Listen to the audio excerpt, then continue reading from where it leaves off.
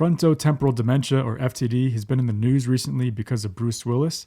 So frontotemporal dementia, it refers to a group of uncommon brain disorders that primarily affect the frontal and temporal lobes of the brain. These areas are responsible for critical functions such as decision-making, emotional control, language, and social behavior. FTD represents around 10 to 20% of all dementia cases, and it's the second most common form of early onset dementia, second to Alzheimer's disease.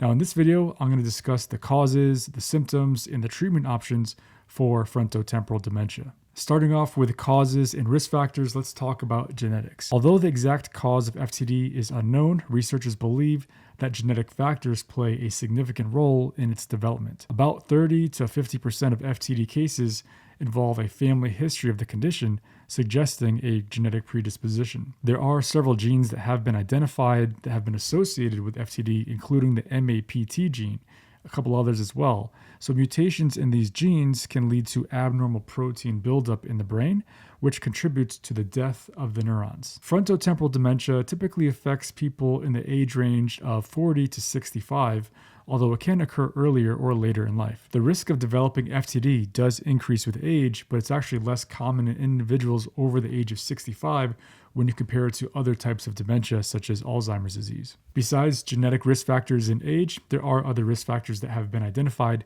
including a history of head trauma, as well as exposure to environmental toxins, and certain lifestyle factors like smoking and excessive alcohol consumption. However, more research is needed to establish a clear link between these factors and the development of FTD. One of the types of FTD is called behavioral variant FTD, or BV-FTD. The behavioral variant of FTD is the most common form of FTD, accounting for about 50 to 60% of cases.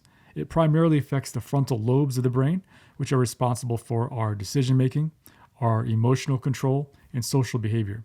Now, people with a BV-FTD often exhibit significant changes in their personality, in their behavior, and in their social conduct. Another form of FTD is primary progressive aphasia, which affects the temporal lobes, which are involved in our language processing. Primary progressive aphasia, or PPA, can be further divided into two subtypes. There's semantic variant PPA, and then there's non-fluent or agrammatic variant PPA. The semantic variant is characterized by difficulties with word comprehension and object recognition, while the non-fluent or agrammatic variant involves problems with speech production and grammar. Now, another type of frontotemporal dementia is FTD with motor neuron disease, so FTD-MND. In some cases, FTD can be associated with motor neuron disease, a group of neurological conditions that affect the motor neurons responsible for controlling our muscle movement. So this combination of conditions is known as FTD-MND, and it can lead to muscle weakness, stiffness, and difficulty speaking, and even sometimes difficulty swallowing. In extreme cases, difficulty breathing. So when you're having difficulty swallowing, that can lead to aspiration. And the aspiration, things get down inside the lungs, and that causes all sorts of issues, and people can actually die as a result of the aspiration. The symptoms of frontotemporal dementia can vary widely depending on the specific type and the areas of the brain that are involved. So common symptoms include personality and behavioral changes. So lots of times you see individuals with FTD exhibit significant changes in their personality and behavior, such as impulsivity, apathy, having poor judgment, and having socially inappropriate actions. They may also have difficulty regulating their emotions, leading to mood swings, irritability, or emotional outbursts. I actually remember seeing a guy, probably in his 60s, at the airport one time, and it was very awkward for his wife because he was saying a lot of inappropriate things, and it's basically like he didn't have any kind of filter whatsoever. So it led to a lot of very uncomfortable situations from what I witnessed. Now, language problems are another common symptom of FTD, particularly in people with primary progressive aphasia. So they may struggle with word comprehension, object recognition, speech production, and grammar, making it challenging to communicate very effectively. And then in cases of people with FTD-MND, so these individuals may experience muscle weakness, muscle stiffness, and difficulty controlling their muscles. So they have symptoms related to that, and it's very difficult for them to perform everyday tasks such as walking, speaking, and then swallowing and breathing in some cases. In cases of FTD-MND, people may experience muscle weakness, stiffness, difficulty controlling muscles.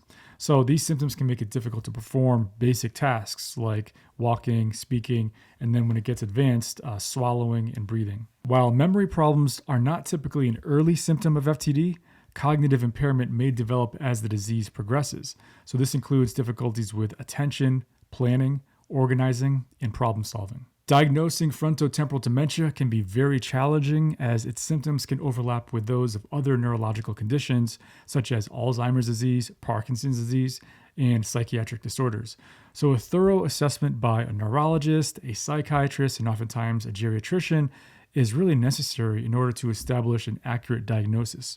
So in order to get the diagnosis, it really involves getting a detailed medical and family history so that can actually help identify potential risk factors for FTD, such as a family history of dementia or other neurological conditions. And then, of course, there's the neurological examination, which can assess an individual's cognitive function, motor skills, and reflexes to identify any abnormalities that may be indicative of FTD. And then there's neuropsychological tests, which can evaluate various aspects of cognitive function, including memory, language, attention, and problem solving, in order to help distinguish FTD from other forms of dementia. Then there's brain imaging techniques such as MRI or a CAT scan, which can help identify atrophy or shrinkage in the frontal and the temporal lobes, which is characteristic of FTD. Currently, there's no cure for frontotemporal dementia, and the treatment really focuses on managing the symptoms and providing support to the patients and their families. So treatment options may include medications, and even though there's no medications that are specifically approved for the treatment of FTD, certain drugs may help manage some of its symptoms. For example, antidepressants may be prescribed to help with mood swings and irritability, while antipsychotic medications may be used to address agitation or aggression. For those with language difficulties due to FTD, speech and language therapy can help improve communication skills and provide strategies for overcoming language challenges. Occupational therapy can assist patients in learning new ways to perform everyday tasks and adapt to their changing abilities. So this can help improve their quality of life and maintain independence for as long as possible. And then physical therapy may be recommended for people with the FTD MND type to address muscle weakness and stiffness and to help maintain mobility and strength. Support services such as counseling, support groups, and respite care can provide valuable assistance to both patients and their families. These services can help individuals with FTD and their caregivers cope with the emotional and practical challenge that are associated with this condition. The progression of frontotemporal dementia can vary widely among individual people. So, on average, the life expectancy for someone with FTD is about 8 to 10 years after the onset of symptoms, although some people may live for 20 years or more. Now, as the disease progresses, people with FTD require increasing levels of care and support. Caring for someone with frontotemporal dementia can be both emotionally and physically challenging.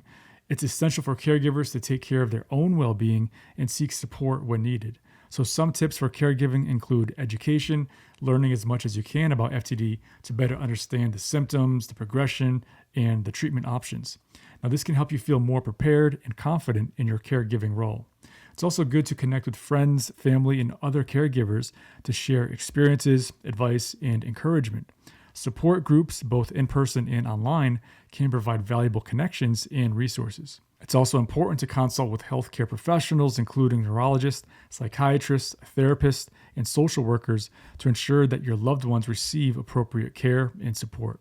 And then it's also important to discuss and plan for the future needs of your loved one, including legal, financial, and long-term care arrangements. Now, this can help ease the transition to more advanced stages of the disease. So in conclusion, frontotemporal dementia is a complex neurological condition that affects the frontal and the temporal lobes of the brain, leading to changes in personality, behavior, language, and motor function. While there's no cure for FTD, various treatment options can help manage symptoms and improve quality of life for patients and their families. So understanding the causes, the symptoms, and the treatment options for FTD is crucial for providing effective care and support for people living with this very challenging condition.